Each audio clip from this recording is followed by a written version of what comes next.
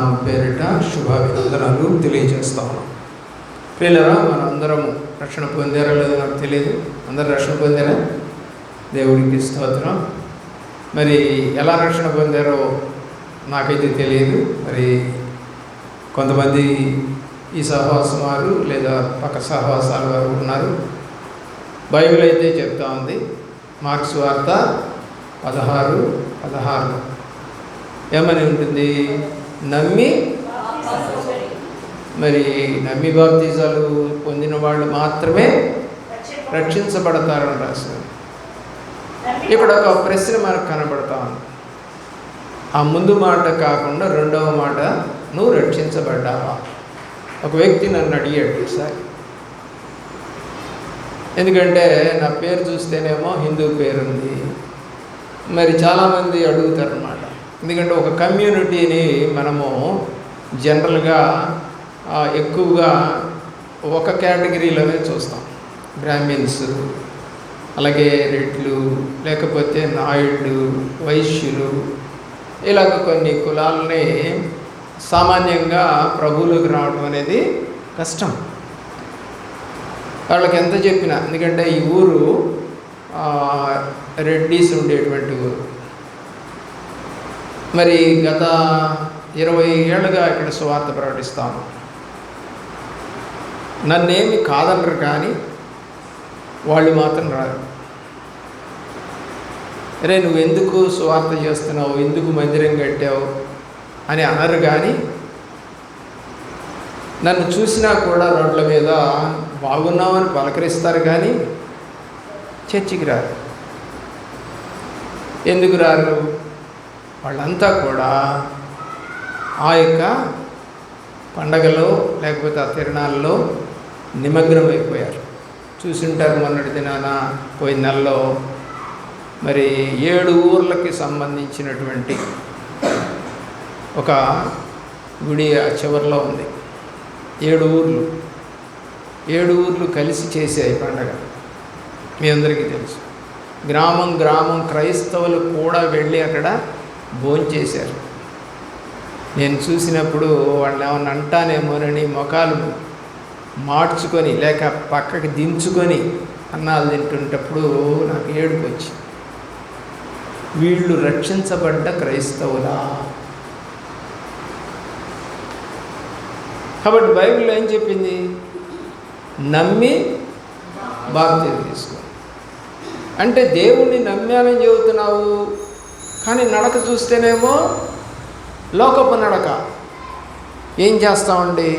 పక్కన వాళ్ళని కాదనలేము, ఊర్లో బ్రతకలేము అంటారు. మరి ఎవరు వస్తారు చర్చికి? ఇప్పుడు ఆ మోతుబరి రైతులు ఎవరు రారు? చిన్న చిత్తగా పనులు చేసుకుంటుంటారు కదా, వాళ్ళు మాత్రమే వస్తారు. ఎందుకంటే వాళ్ళని నువ్వు ఎందుకు అడ్డు వెళ్తున్నావని వాళ్ళు అడగరు. వాళ్ళు ఎటుపోతే మనకెందుకు? మన పొలంలో కూలీకి వస్తే చాలు. అర్థమవుతుందండి? పాదగుంటూరులో ఒక అతను యోహాన్ గారని ఒక సేవ కట్టాడు. అయ్యా మా సంఘానికి వచ్చి వాక్యం చెప్పండి అన్నాడు. ఎందుకు అన్నాడు? అంత చెత్త ఎత్తుకునేవాళ్ళు, రోడ్లు ఊడ్చేవాళ్ళేనయ్యా మా దగ్గర. అదేంటి, గొప్ప వాళ్ళంతా ఇంతమంది ఉంటే ఎవరు రాలేదా? ఎవరు రారయ్యా. నన్ను ఇంకా తిడతారయ్యా, అరుస్తారయ్యా, కోప్పడతారయ్యా, అలాగా జనాన్నంతా పోగేసుకున్నాం అంటున్నారయ్యా అని చాలా బాధపడతాడు. కానీ ఏం చేయలేం. ప్రవీణ్ కుమార్ గారిని చంపేశారు. ఏం చేయగలిగింది క్రైస్తవ సమాజం? 4 రోజులు ఏడ్చింది, 4 రోజులు ప్రొటెస్ట్ చేసింది. ఇప్పుడు ఏమైనా అర్థమవుతుందా ప్రజలకి? అమెరికాలో క్లర్క్ గారిని చంపేశారు, షూట్ చేసి బహిరంగంగా. ఏం చేయగలిగింది? ఆలోచించే. మనం అనుకుంటున్నాం అమ్మో చాలా అన్యాయం జరిగింది. మరి యేసు ప్రభువుని చంపేస్తే అది మంచిదా? పోనీ అక్కడ ఏమైనా ప్రొటెస్ట్ జరిగిందా? అప్పుడు ఏమైనా ర్యాలీలు చేశారా? అప్పుడు ఆ తర్వాత శిష్యులు 12 మంది ప్లస్ మిగతా కొంతమంది అనుచరులు ఫాలోయర్స్ ఉన్నారు. వాళ్ళందరినీ చంపేశారు.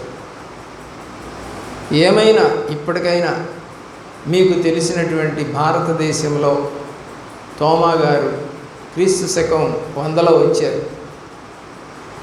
ఎప్పుడైనా తోమా గారిని చంపేసిన రోజున గుర్తు చేసుకొని ఎవరికైనా ఏమైనా సువార్త చెప్పావా? అసలు అవసరం లేదండి. మనకి గతించిపోతూ ఉంటాయి. ఆలోచించేయండి. అలాగే గుంటూరుకి సువార్త తెచ్చిన ఆయన ఎవరో తెలుసా? అసలు ఏ సంఘాలను చెప్పటంలా. అసలు మిషనరీస్ కథలే లేవండి ఈ రోజున.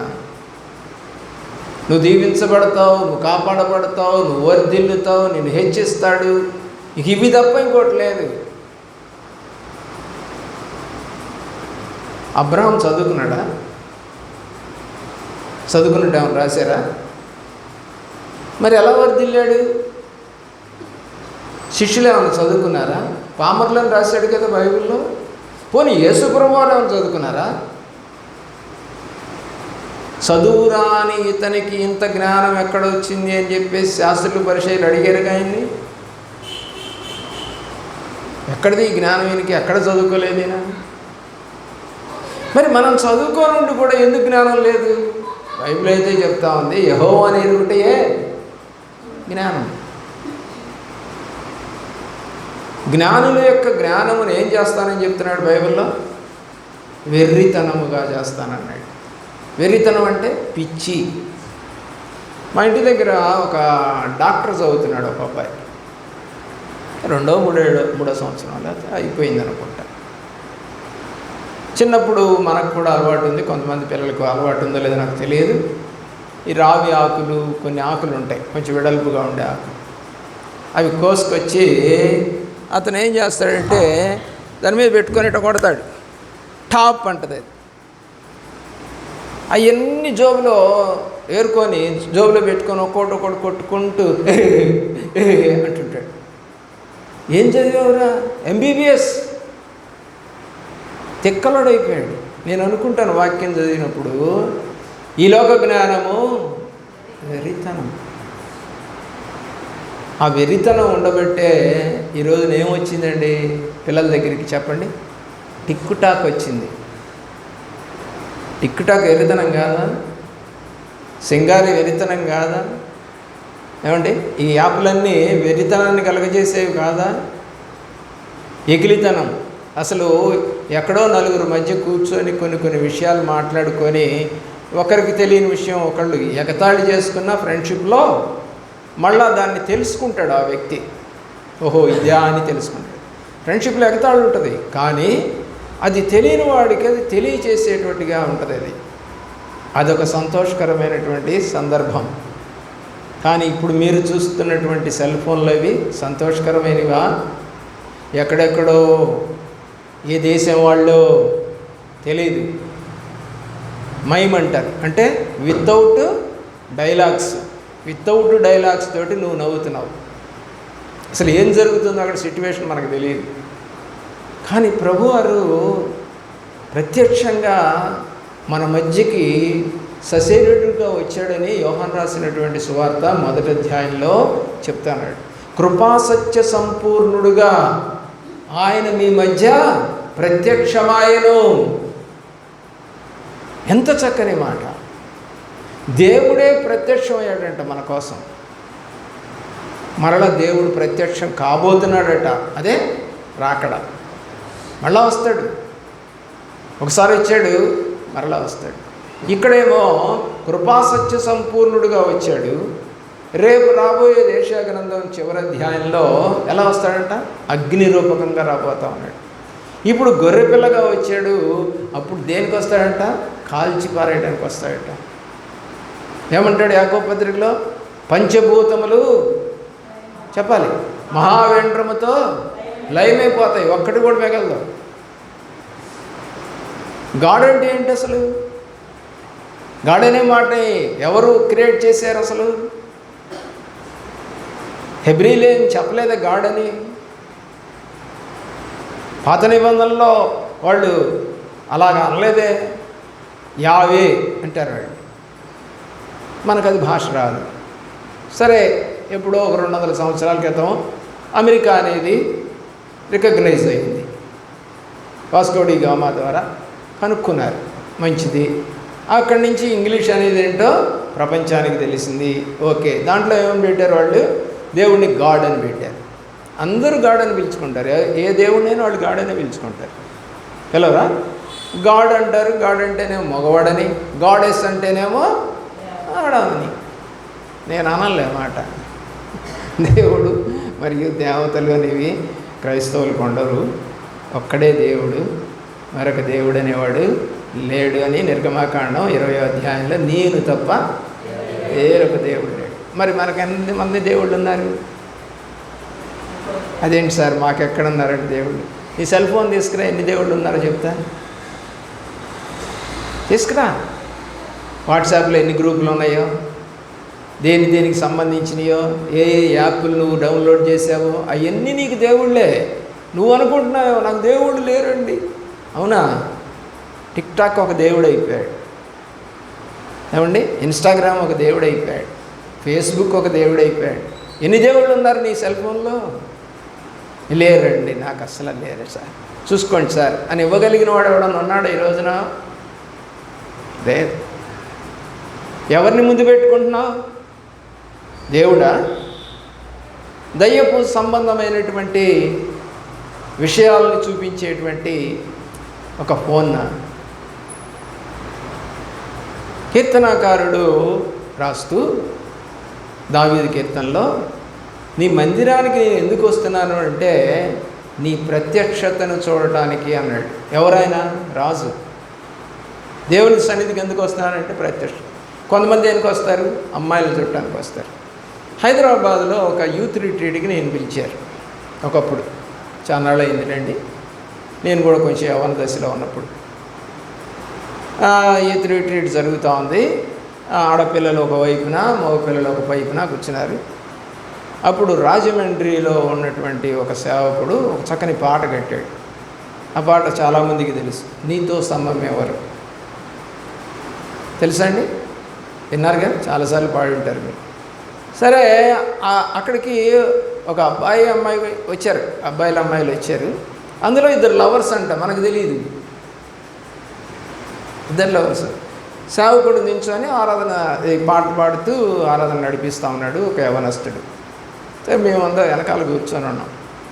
కూర్చొని ఉంటే సరే, వాడు ఏం చేస్తూ ఉన్నాడంటే, ఇప్పుడు ఇటు పక్క ఉన్నటువంటి కుర్రవాళ్ళు, ఇటు పక్క ఆడవాళ్ళు ఉన్నారు కదా, వాడు మా పాట పాడుతూ ఉన్నారు. పాట పాడుతూ ఉంటే పాపం ఆయన సేవకుడు మంచిగానే నడిపిస్తూ ఉన్నాడు. ఆయన ఉద్దేశం దేవుడు ఆత్మతోనే నడిపిస్తూ ఉన్నాడు. కానీ ఈ పిల్లలు ఇద్దరు ఏం చేస్తున్నారు? ఈ అమ్మాయి 2వ వరుసలో ఉంది, వీడు కూడా 2వ వరుసలో ఉన్నాడు. నీతో సమమెవరు, నీలా ప్రేమించేదెవరు? బా, ఆడంట దాన్ని ప్రేమించడానికి దేవుడు పాటని దానికి లైన్ వేస్తూ ఉన్నాడు. ఏమనుకుంటున్నావు? చూసేవాళ్ళకి ఏముంటుందంటే పాట పాడుతూ ఉన్నాడు, ప్రేమతో పాడుతూ ఉన్నాడు అనుకుంటాడు. కానీ ఎవరికి వైపు చూసి పాడుతున్నాడు? ఒక లవర్. ఆమె కూడా అంతే, దాన్ని 2 టైమ్స్ పాడతాం కదా. నీతో ప్రేమించేదెవరు, నీలా ప్రేమించేదెవరు అంటుంది.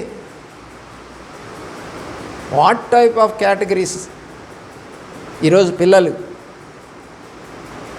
యవ్వన దశలో, నా యవ్వన దశలో నేను చూసిన విషయాలై భలే కోపం వచ్చేసింది. వీళ్ళు అసలు నమ్మి బాప్తిజం తీసుకున్నారా? రక్షణ అనేది ఉందా వీళ్ళకి? అల్లరిగా పాపం చేయడానికి ప్రభు సన్నిధిని వాడుకుంటావా? వాడుకుంటారు. ఎవరు వాడుకుంటారు? రక్షణ లేనివారు. ఎవరు ఆ తప్పుడు పనులు చేస్తారు అంటే వారికి రక్షణ లేదు. అయస్కాంతాన్ని ఇనుముగా మార్చగలరా? చెప్పాలి. అయస్కాంతాన్ని ఇనుముగా మార్చగలమా? దాని స్వభావాన్ని మార్చుకుంటుంది అది? కానీ ఇనుముని అయస్కాంతంగా మార్చొచ్చా? మార్చొచ్చు.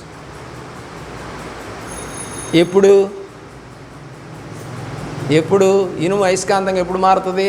అయస్కాంత క్షేత్రం దానిలోకి రావాలంటే ఇట్టా రుద్దితే వస్తుందా? కాదా?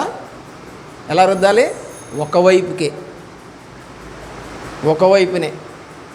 ఒక్కవైపునే రుద్దాలి. కాబట్టి నువ్వు ఒక్క దేవుడి మీద ఆనుకుంటే ఆయన నీకు ఆశీర్వాదకరంగా మారుతాడు. కొన్ని విషయాలు చూద్దాము. రక్షణ పొందితే మనము ఎలాగా ఉండాలి, పొందిన వాళ్ళు తెలుసుకోవాలని, పొందని వాళ్ళు పొందితే ఇలాగ ఉండాలని గ్రహించుకోవడానికి మొట్టమొదటి పాయింట్ ఎఫ్ఎస్సి పత్రిక 4వ అధ్యాయము 24వ వచనం. 4:24 నీతియు యథార్థమైన భక్తియు గలవారై దేవుని పోలికగా సృష్టింపబడినటువంటి వారమైతే నవీన స్వభావాన్ని ధరించుకునేవారండి. ఒక సంఘానికి పౌలు రాస్తా ఉన్నాడు ఈ మాట. అయ్యా, నువ్వు రక్షించబడ్డావు అయితే ఏం చేయాలి అంటే ఫస్ట్గా కొత్త స్వభావం రావాలి.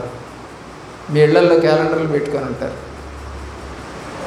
మీ ఇళ్లల్లో ఏంటి? ప్రతి ఇంట్లో పెట్టుకుంటారు. ఉచితంగా ఇచ్చేవాళ్ళు ఉన్నారు, కొనుక్కునేవాళ్ళు ఉన్నారు. ఏదైనా సరే క్యాలెండర్ పెట్టుకున్నాం, మంచిది. ఇక్కడ ఉన్న వాళ్ళందరిలో క్యాలెండర్ ఉందా? ఉంది.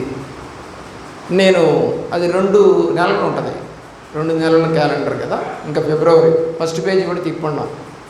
ఓకే, ఆ ఫస్ట్ పేజీలో మెయిన్ వాక్యం ఏముందో చెప్పండి చూద్దాం.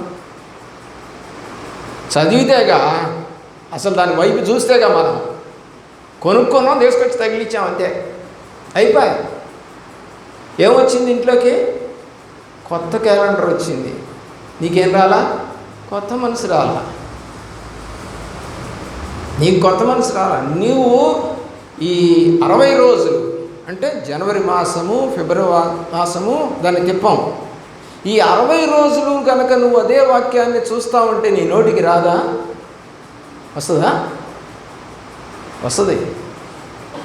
కానీ ఈ 60 రోజుల్లో చూసుంటామేమో కానీ క్యాలెండర్ వైపు ఆ వాక్యాన్ని మాత్రం రిసీవ్ చేసుకోవాలి.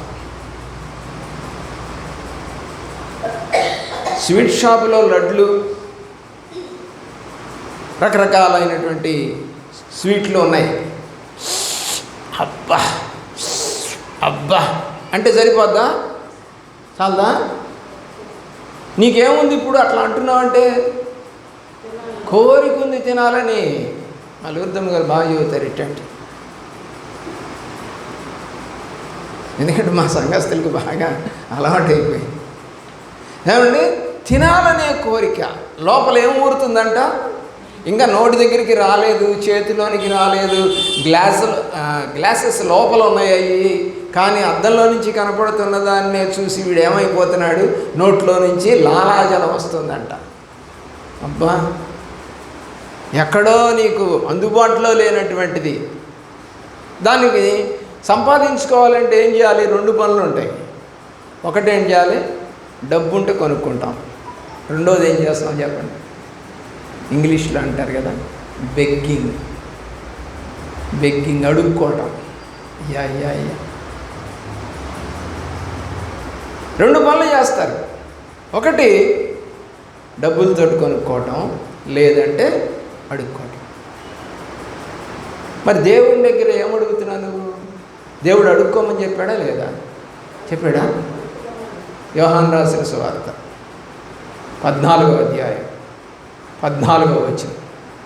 యోహాను రాసిన సువార్త 14వ అధ్యాయం. దాన్ని ఏంటి అడగమంటున్నాడా లేదా? అన్నాడా? మరి అడిగావా? ప్రభువా, ఈరోజు క్యాలెండర్లోది కర్మంజాలకు ఎవరైనా అడిగితే కనుక నేను చెప్పగలిగినట్లుగా నాకు సహాయం చేయదేవా? అడిగావా?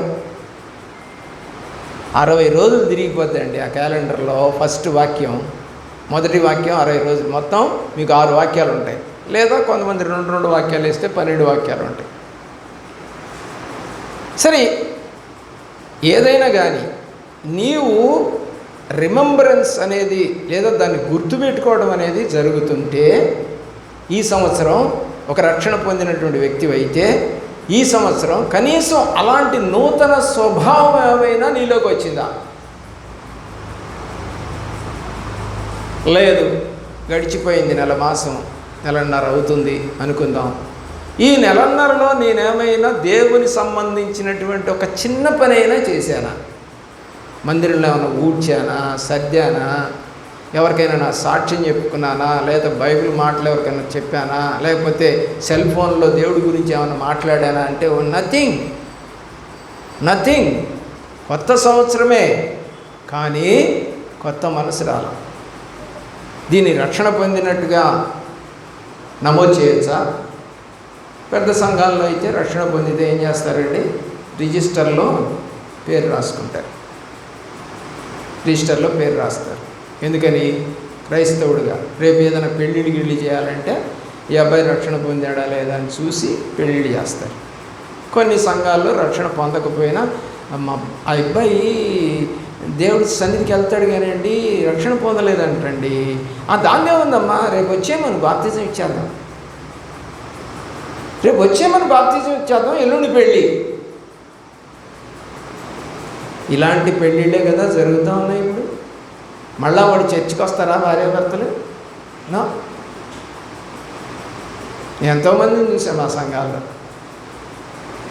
పెళ్లి బాప్తిజాలు తీసుకోవటము, ఇక టాటా బై బై చీరియో అయిపోయింది. దేవుడికి టాటా చెప్పేశారు.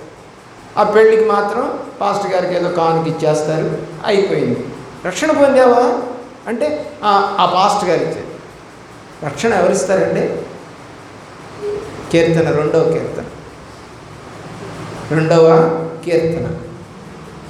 కీర్తనలో చివరి మాటలో ఏముంటుందంటే, 3వ కీర్తన అనుకుంటా, చివరి మాట, రక్షణ యెహోవాది.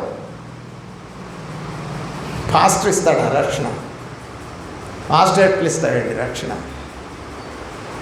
వాక్యం అంతా స్పష్టంగా రాసి ఉంటే రక్షణ యెహోవాదని.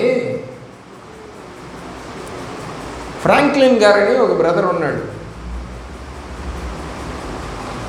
నాకు తెలిసిన బ్రదర్, నెల్లూరు జిల్లాలో.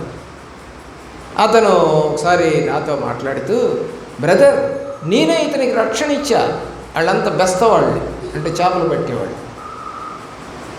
అతన్ని పిలిచి నాతో చెప్తాను, ఇతనికి నేనే రక్షణ ఇచ్చాను అన్నాడు.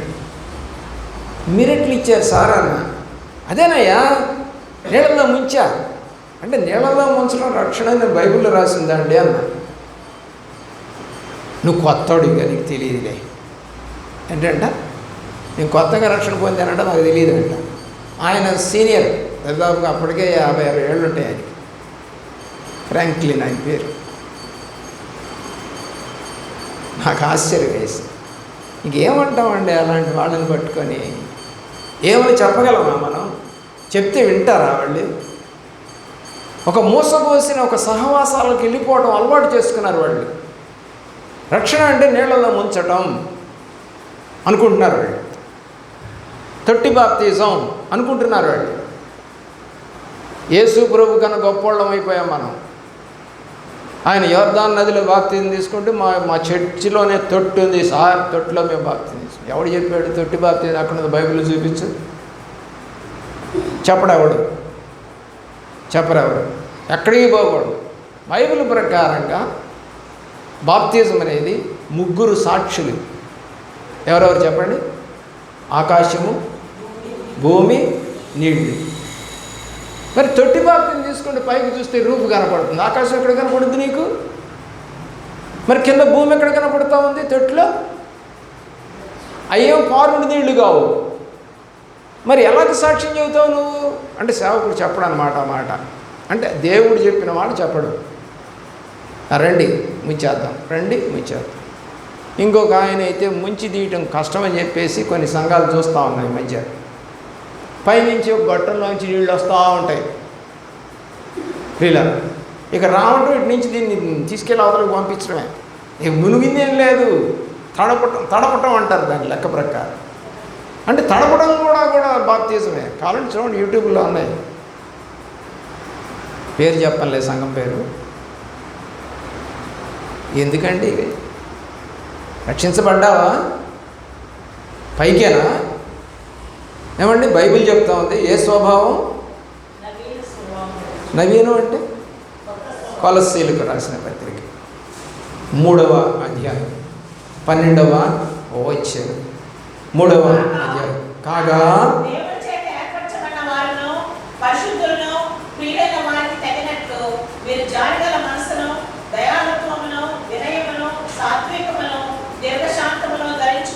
ఇప్పుడు రక్షించబడ్డాము అని అంటే ఈ క్వాలిటీస్ కావాలి నీకు.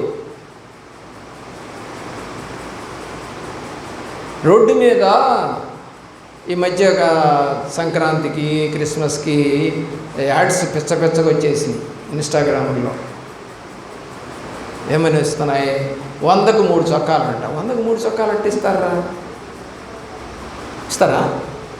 గుడ్డ కొనుక్కుంటే ఎంత అవుతుంది? 3 చొక్కాలు అట్ట వస్తున్నాయి.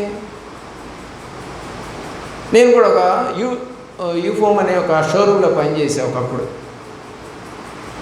అప్పుడు వీళ్ళు కూడా అమ్మేవాళ్ళు. ఎలాగ అమ్ముతారండి?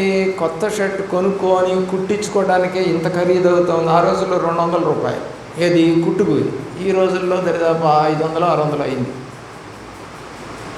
200 రూపాయలు ఉంటే నువ్వు 100 రూపాయలకి షర్ట్ ఇస్తానంటున్నావు. ఎలా ఇస్తావు? అరే పిచ్చాడా, ఇవన్నీ కూడా కొంచెం పెద్దోళ్ళు ఉంటారు చూసావా, సినిమా యాక్టర్లు ఉంటారు చూసావా, వాళ్ళు వేసుకొని తీసి పారేస్తారు. ఒక్కసారి వేసుకుంటారు వాళ్ళు. ఎలా ఉంటుందండి? ఒకసారి వేసుకొని నువ్వు కూడా పెట్టేట్టు ఉంటుందో షర్ట్, కొత్తగానే కనపడుద్ది. కాకపోతే ప్యాకింగ్ మారుద్ది. ప్యాకింగే మారేది, తీసేసినాయి. అలాగే ఇళ్ళ ముందుకి పాత గుడ్డలకి స్టీల్ సామాన్ ఇస్తాం. దేనికి? పాత గుడ్డలకి స్టీల్ సామాన్ ఇస్తారంట. మరి ఆ గుడ్డలు ఏం చేస్తారా? అవి తీసుకెళ్ళి అమ్ముతున్నారు, అమ్ముకుంటున్నారండి ఇన్ని. అంటే ఎవడో వేసుకున్నటువంటి గుడ్డల్ని తీసుకొని వచ్చి వీడు అమ్ముతుంటే మనమేమనుకుంటున్నాం, ఇది కొత్త గుడ్డ, షాపులో కొనుక్కున్నాము అని నీ భావన. నీ భావన మంచిదే బాబు, నీకు తెలియదు కాబట్టి. కానీ జరుగుతున్న మోసం అది. అంత తక్కువ రావడానికి కారణం అది. ఎలాగ రాదు అసలు, ఎట్టి పరిస్థితుల్లో రాదు అది. దేవుని ప్రేమించిన ప్రేమిట్ల ఇలాగా నిజమైన రక్షణ పొందకుండా ఆ డూప్లికేట్ చొక్కా నిజంగా కొనుక్కొని కుట్టించుకుంది కాదు, ఆ డూప్లికేట్, ఒరిజినల్ కాదు ధరించుకొని మనం కూడా కొత్త గుడ్డ ధరించుకున్నామని సంతోషిస్తుంటాం కదా. అలాంటి రక్షణ వస్త్రాలు ధరించుకొని తిరుగుతున్నారు ఇప్పుడు సంఘాలు. అది సరైనటువంటి రక్షణ వస్త్రం కాదు. ప్రియులారా, మొట్టమొదటిది రక్షణ పొందితే మనము నూతన స్వభావాన్ని పొందాలి. రెండవది చూద్దాం ప్రియులారా, ఎఫ్సి పత్రికలోనే 4వ అధ్యాయము 27వ వచనం. ఎఫ్సి పత్రిక 4:27. అపవాదికి చోటు ఇవ్వకూడదు. చాలు, సింపుల్. ఎవరికి చోటు ఇవ్వకూడదు? అపవాది పని ఏంటి? అపవాది పని ఏంటి? మంచి ఏదైనా తోటలో ఫ్రెష్గా దేవుడు ఏర్పాటు చేసి మొక్కలు నాటి 4 వైపులా నదులు పెట్టి, నా పిల్లలు ఒకవైపుకి వెళ్తే మళ్ళీ నీళ్లు దొరకవు వీళ్ళకని చెప్పేసి ఏ దిక్కుకి వెళ్తే తూర్పు పడమర ఉత్తర దక్షిణాలు 4 వైపులా 4 నదులు పెట్టి, నువ్వు ఎటైనా వెళ్ళరా నీకు నీళ్లు దొరుకుతాయి, నువ్వు ఏ కాయన తినరా నీకేం దిగులు ఉండదని చెప్పేసేసి ఆయన నాటలేదు లేదా పండించలేదు. అలాంటి తోటనేసి ఇస్తే ఏం జరిగింది?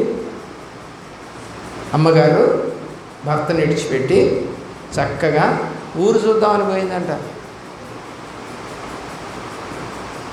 పోతే దొరికిందే ఛాన్స్ అనుకున్నాడు. ఎవరు? అబ్బో, దొరికిందే ఛాన్స్. వాడు లేడకపోయేసరికి ఏమగారు ఆ ఇంటికి వెళ్ళి చూడటం ఎందుకు, మా ఇంటికి వెళ్ళి చూసిందంటే నేను రమ్మన్నానంట అన్నాడంట వాడు. వీడు కూడా అదే అంటున్నాడు ఇక్కడ. నా చెట్టు దగ్గర నించొని నాకెళ్ళి చూస్తూ ఉందండి, అందుకని నేను అమ్మాయి కాయ తింటావా అని అడిగానండి. తినకూడదు అందండి. తింటే కళ్ళు తెరవబడతాయి అన్నానండి. తీసుకుందండి, తినేసిందండి. నాదేముందండి తప్పు అంటున్నాడు సాతాను. వచ్చి నిలబడింది ఎవరు? నువ్వే. వాడేమైనా పిలిచాడు నిన్ను? వాడు పిలవాలా? భర్తను వదిలిపెట్టి నువ్వు పోయావు.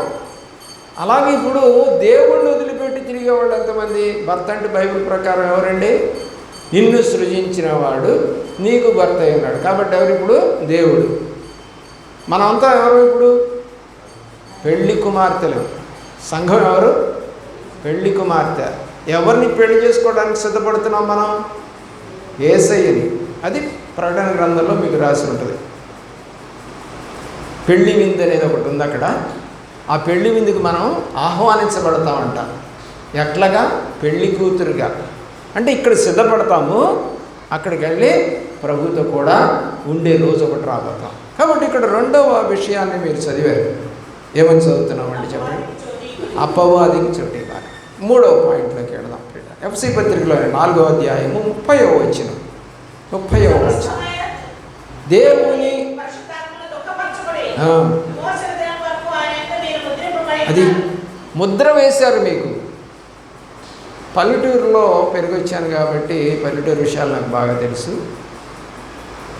చాలామందికి తెలియకపోవచ్చు. మరి మీ ఊర్లో అచ్చేసిన ఆంబోతు అంటారు, విన్నారా ఎప్పుడన్నా? ఏంటి దాని అర్థం? అచ్చేసిన, అచ్చు వేసిన ఆంబోతు. దాన్ని ఎవ్వడు హో అనకూడదు. ఇంటికి వస్తే దానికి ఆహారం పెట్టాలి. హో అనకూడదు, దాన్ని కొట్టకూడదు దాన్ని. అలాగే ఒక మేకపోతిని, ఒక గొర్రె పొట్టేలుని ప్రతిష్ఠ చేస్తారు వాళ్ళ అక్క దేవతలకి. దాన్ని కూడా ఏమనకూడదు. ప్రియులరా, ఈ రోజున పిల్లలు అచ్చేసిన ఆంబోతుల్లాగా తిరుగుతున్నారు. మామూలుగా తిరగట్లా వాళ్ళు. మామూలుగా తిరిగితే పర్వాలేదు. మమ్మల్ని ఎవడంటాడు రా? ఏమనుకుంటున్నావు? మేము ఏ పార్టీ అనుకుంటున్నావు? ఏ కులం అనుకుంటున్నావు? అచ్చేసిన ఆంబోతులు అయిపోయారండి. దేవుడికి ఇష్టమైన బిడ్డలైతే ఈ క్వాలిటీస్ ఉంటాయి. ఇష్టమైన బిడ్డలైతే ఈ క్వాలిటీస్ ఉంటాయి. 4వ పాయింట్లోకి వస్తా ఉన్నా. 25వ వచనం. అంతా ఎఫ్సి పత్రికలోనే. బాగుంది.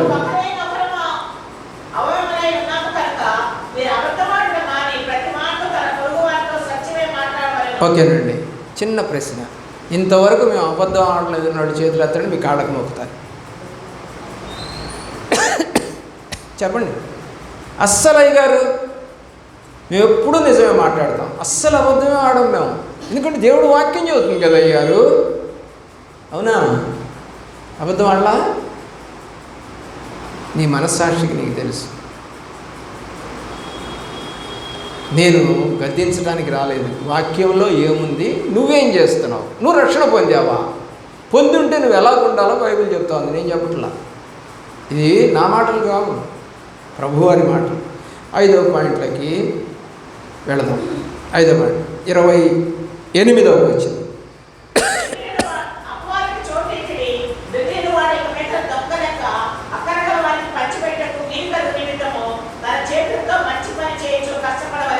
ఎలాగ ఉండాలంట? కష్టపడుతూ సంపాదించుకోమన్నాడు కానీ దొంగతనం చేయమన్నా. చాలామందికి స్టీల్ అనేది అలవాటైపోయింది. స్టోలన్ అంటే దొంగతనం చేయడం అనేది అలవాటైంది. చాలా ఫ్రీగా. అంటే నా విషయంలో నేను చెప్తాను, ప్రభువుని ఎరగనప్పుడు కొట్టుకు వెళ్ళేవాడిని నేను, మా చెల్లి నేను వెళ్ళేవాడు. డబ్బులేమో నాన్నగారు 10 పైసలో పావలానా ఇచ్చేవాడు. ఆ 10 పైసలకి మేము అనుకున్నటువంటి ఐటెం ఒకటే వస్తుంది, 2 రావు. అంటే 5 పైసలు కొనుక్కోకూడదు, 10 పైసలే కొనుక్కోవాలి. అంటే క్వాలిటీదే మంచిదే కొనుక్కోవాలి. కానీ ఇద్దరికి లేదు. సరే ఏం చేస్తామంటే ఈ 10 పైసలు వాడికి ఇచ్చి ఇక్కడ ఉన్నటువంటి ఐటము అడగం. ఇక్కడున్న ఎదురుగా ఉన్న ఐటమ్స్ సీసాల్లో ఉంటాయి కదా, దాన్ని అడగం. అంకుల్ అది ఇవ్వవా, వాడు తీసి ఇవ్వడానికి అటు తిరుగుతాడు. ఇంకా వాడు వెనక్కి తిరగకూడదు. ఎంత ప్లాన్లు అండి 8వ తరగతికే. 8వ తరగతే నేను, మా చెల్లి 6వ తరగతి ఏమండి. వాడు ఇటు తిరక్కముందే అది కాదు అంకులు, ఆ పక్కన చూడండి, అది కాదు అంకులు ఎర్రగా ఉంది చూడండి. ఈలోపు 1 నిమిషం అయిపోతుంది. ఈ డబ్బా ఓపెన్ చేయటం, దీంట్లో 2 తీసేసుకోవటం అయిపోద్ది. లేదులే అంకులు, మేము అనుకున్నది ఇక్కడ లేదులే. చక్కగా 2 లడ్లు తీసుకొని వెళ్ళిపోతాం. వాడికి తెలియదు పాపం. అయిపోయింది దొంగతనం ఎంత ఈజీగా చేయొచ్చు చిన్నప్పుడే నేర్చుకున్నాను నేను. పాపం ఎంత ఈజీగా చేయొచ్చు చిన్నప్పుడే నేర్చుకున్నాను. ఎవరైనా నేర్పారా? మా నాన్న ఎవరు నేర్పాడా? నా లోపల ఉన్న కోరిక చెయ్యి పాపం, ఏం కాదు చెయ్యి. ఎవడు చూడొచ్చాడు చెయ్యిరా. ఇప్పుడు బయటకు వచ్చింది. మా నాన్నకి చెప్పానా?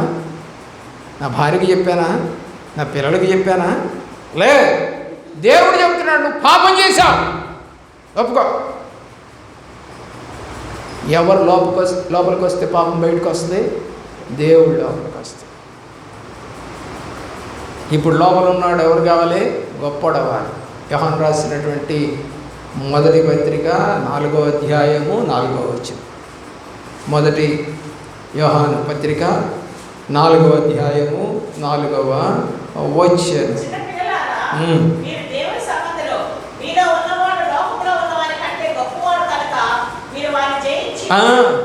ఇప్పుడు ఎవరిని జయించా నేను?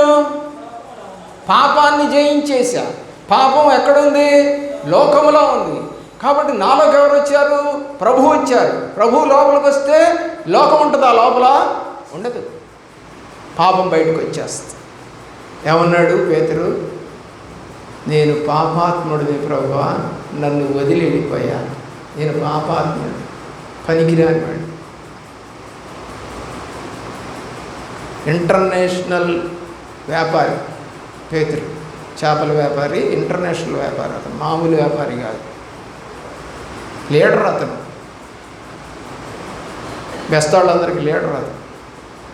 ప్రియులరా, 6వ పాయింట్లోకి వెళ్దాం. 29వ వచనం కూడా చదవండి. ఎఫ్సి పత్రిక అలాగే పట్టుకోండి.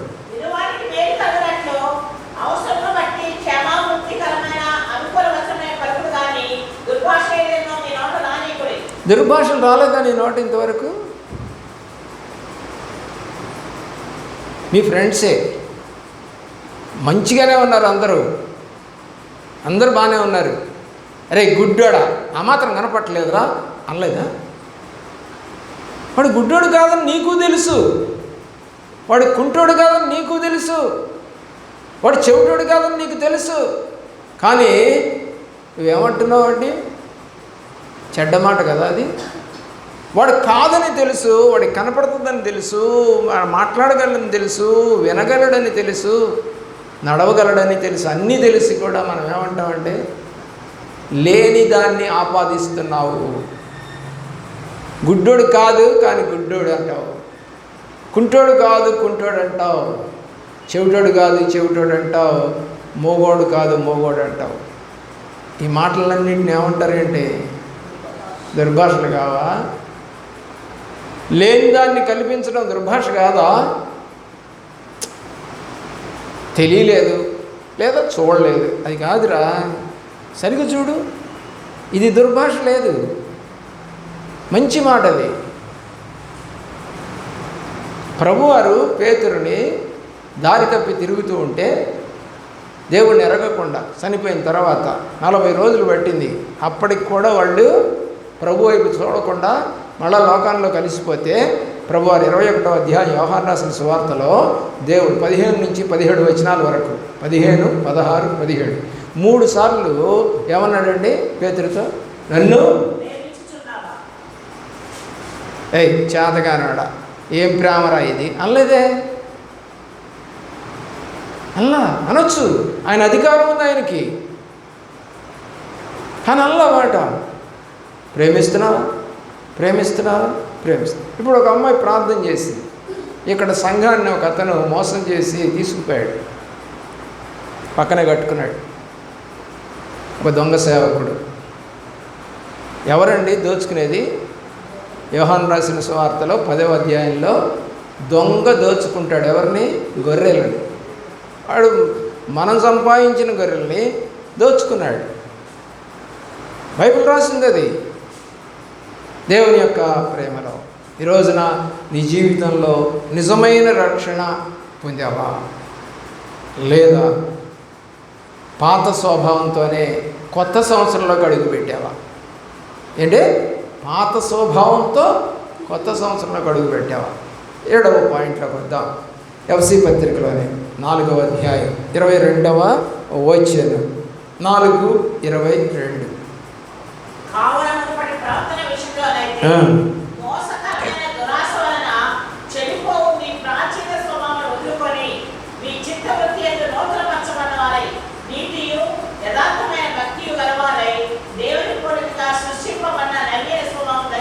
అది ప్రాచీన స్వభావం, ప్రాచీన పురుషుడు, ప్రాచీన స్త్రీ, రక్షణ పొందక ముందు ఉన్నటువంటి ఆ స్త్రీ, ఆ పురుషుడు పోవాలి.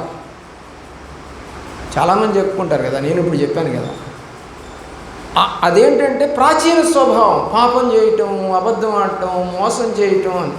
నేను ప్రభువుని ఎరగక ముందు నేను ఒక ఎంప్లాయీని కాబట్టి ఆ రోజుల్లో మరి ఈ అకౌంట్లు ఆన్లైన్ సిస్టమ్ లేదు మా రోజుల్లో. ఏం జరిగేదంటే క్యాష్ అంతా నేను హెడ్ మాస్టర్గా నేను హ్యాండ్ ఓవర్ చేసుకొని 7 ఊర్లకి ఉన్నటువంటి వాళ్ళకి నేను డిస్ట్రిబ్యూట్ చేస్తాను. బ్యాంకు దగ్గర హెచ్ఎంస్ వస్తారు, వాళ్ళకి వాళ్ళ స్కూల్లో ఎంతమంది ఉన్నారు అనేది లిస్ట్ ఉంటుంది, మా దగ్గర ఉంటుంది, వాళ్ళ దగ్గర ఉంటుంది. వాళ్ళకి ఎంత వచ్చింది డబ్బులని మొత్తం చూసి వాళ్ళకి వాళ్ళకి డిస్ట్రిబ్యూట్ చేసి ఎక్విడెన్స్ తీసుకుంటా. ఇది నా పని. ప్రియులరా, ఆలోచన చేయండి. దేవుని వైపు మనం చూస్తూ ఉన్నాం. అప్పుడు అంటే అంతకుముందు, రక్షణ పొందక ముందు సంగతులు ఇవన్నీ. నా దగ్గర డబ్బులు ఉండేవి, నాకు దేవుడు ఇచ్చాడు తండ్రి ద్వారా కానీ ఉద్యోగం ద్వారా కానీ. ఈ డబ్బుల్ని నేను వడ్డీకి ఇచ్చేవాడిని. 2 రూపాయల వడ్డీకే, గవర్నమెంట్ వడ్డీకే ఇచ్చేవాడిని. ఇప్పుడు శాలరీ ఇచ్చేది నేనేగా. ఆ శాలరీ ఇచ్చేటప్పుడే ఎవరెవరికి వడ్డీ ఇచ్చానో దాన్ని మినహాయించుకొని వాళ్ళకి డబ్బులు ఇచ్చేస్తాను. భలేగా ఉంది వ్యాపారం, చాలా సింపుల్గా డబ్బులు ఇచ్చేస్తాను. నేను ఎక్కడికి పోయి అడుక్కునే పని లేదు, బై క్యాష్ నేనే ఇచ్చేది వాళ్ళకి. దేవుని ప్రేమించాను. ఆ తర్వాత ప్రభువుని ఎరిగాను. ప్రభువుని ఎరిగిన తర్వాత 15వ కీర్తన దేవుడు చెప్తాను, నీ ద్రవ్యమును వడ్డీకి ఇవ్వకూడదు అని రాసింది. నాకు తెలియదు కదా నాకు బైబిల్ తెలియదు. మేము హిందువులం కాబట్టి మాకు తెలియదు. ఆ వాక్యం చదివిన తర్వాత నా మనసు కొట్టుకులాడుతూ ఉంది. చీ నేను డబ్బులు ఇచ్చి వడ్డీ తీసుకుంటేనే సరే. దేవుడు మాట్లాడుతూ ఉన్నాడు. ఒకరోజు కూర్చోబెట్టాడు రాత్రి, ఎవరెవరికి ఎంత ఇచ్చామో ఇప్పటి వరకు ఎంత వడ్డీ ఇచ్చారు క్యాలిక్యులేట్ చేసాం. ఎందుకంటే బుక్ ఉంటుంది మన దగ్గర, డబ్బు ఎంత ఇచ్చామో ఇప్పుడు దాకా ఎంత వచ్చింది వడ్డీ చూసుకొని. ఇంక మరుసటి మాసం నుంచి వాళ్ళు వడ్డీ డబ్బులు తీసుకో ప్రభాకరు అని అంటుంటే వద్దన్నా, వద్దు అక్క, వద్దు చెల్లి అన్న. అదేంటి, నువ్వే కట్ చేసుకొని ఇచ్చేవాడు ఇదివరకు, ఇప్పుడేంటి మొత్తం ఇచ్చేసావు క్యాషు అని అంటే, ఈరోజు నుంచి మీకే నేను డబ్బులు ఇస్తున్నాను. ఎందుకు? వాక్యం చెప్తా ఉంది, నా ద్రవ్యాన్ని వడ్డీకి ఇవ్వకూడదని. కాబట్టి ఇదిగో నీకు 5,000 ఇవ్వాలి, ఇదిగో నీకు 3,000 ఇవ్వాలి, ఇదిగో నీకు 10,000 ఇవ్వాలి, అయితే ఈ నెలలో ఇంతెంత ఇస్తున్నా అని 1 సంవత్సరం పాటు ఎవరి డబ్బులు వాళ్ళకి రిటర్న్ చేసేసాను. వడ్డీ డబ్బు అంతా రిటర్న్ చేశాను. దేన్ని బట్టి? నూతన స్వభావం వచ్చింది నాలోకి. నీకు ఇంకా పాత స్వభావమే ఉందేమో నాకైతే తెలియదు. ఇంకా పాప పని చేస్తూ ఉండటమే నీకు ఇష్టమేమో నాకైతే తెలియదు. నేనైతే ప్రాచీన స్వభావాన్ని వదిలేశాను. నూతనమైన స్వభావం, నవీనమైన స్వభావాన్ని నేను ధరించుకో. దేవుడి చిత్తమైతే మీరు కూడా అలాగా నవీన స్వభావాన్ని ధరించుకోండి. నిజమైన రక్షణ పొందండి. ప్రభువారికి ఇష్టంగా జీవించండి. దేవుడు మిమ్మల్ని మీ కుటుంబాలని దీవించి కాపాడును గాక. మోకరించండి, ప్రార్థన చేసుకున్నాం.